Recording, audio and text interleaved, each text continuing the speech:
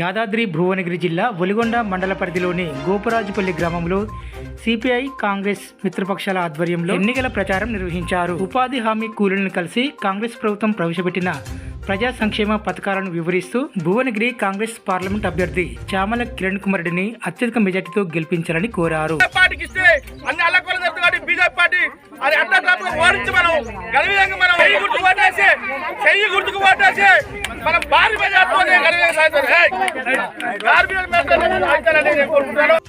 ఏదున్నా మేము చేస్తాం. ఇందిరా బిల్లు ఇల్లు వాడికి ఇందిరా బిల్లు ఖచ్చితంగా ఇల్లు పడిస్తాం.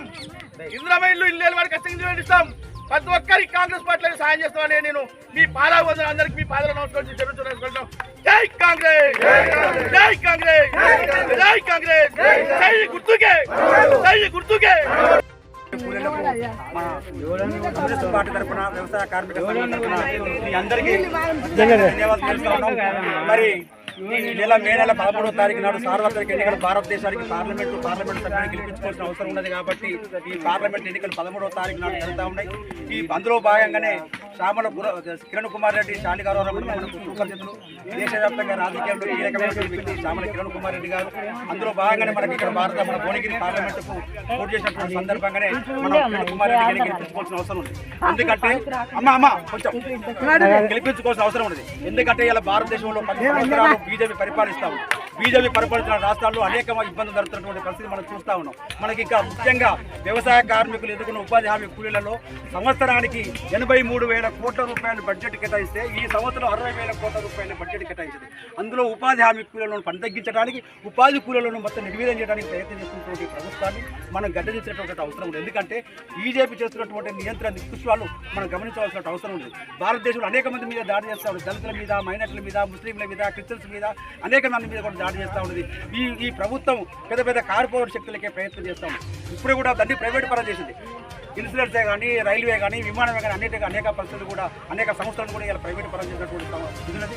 ఎన్నికల ముందు ఇచ్చినటువంటి వాగ్దానం ఏ ఒక్క వాగ్దానం కూడా బీజేపీ ప్రభుత్వం అమలు చేయలేదు. అందులోనే మనకు ఉన్నటువంటి ఉద్యోగాలు, ఉపాధి అనేక రకాలుగా మన సంస్కృతి మీద దాడి చేస్తూ ఉంది. అనేక రకాల దాడి చేసినటువంటి బీజేపీని ఓడించవలసినటువంటి అవసరం ఉంది. బీజేపీని గద్దెంచవలసిన అవసరం ఉంది. ఉపాధి కూలీలకు, శ్రమజీవుల పక్షాన నిలబడేటువంటి అభ్యర్థి ఎవరికైనా వాళ్ళకు ఓట్లేసి గెలిపించవలసినటువంటి బాధ్యత మన అందరి మీద ఉన్నది.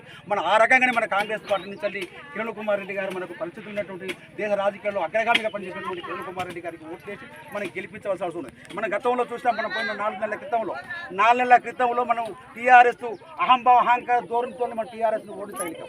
అదే భావంతో కూడా ఇలా బీజేపీ దేశంలో బీజేపీని ఓడించాల్సిన అవసరం ఉంది. ఎందుకంటే ఆయన అహంభావం మనకు తేటతెల్లమైంది.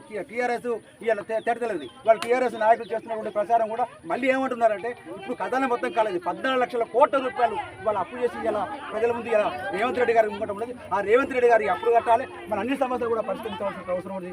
ఆ సమస్యల పరిష్కారం మార్గం కొంచెం జాప్యం జరిగినా పనిచేస్తారని మనకు హామీ వస్తుంది. ఇలా ప్రజల మధ్యన ఉన్నటువంటి వ్యక్తి సమగ్రంగా పనిచేస్తున్నటువంటి ఇది నియంత్రణ ధోరణితో ఇలా టీఆర్ఎస్ ఓడిపోయింది. ఆ రకంగా మనం కూడా ఇలా భారత పార్లమెంటుకు ఖచ్చితంగా బీజేపీని మట్టి కనిపించవలసిన అవసరం ఉన్నది. ఇలా కులము, క్యాస్ట్ అనేక రకాలుగా వివరణ తీసుకొస్తా ఉన్నది.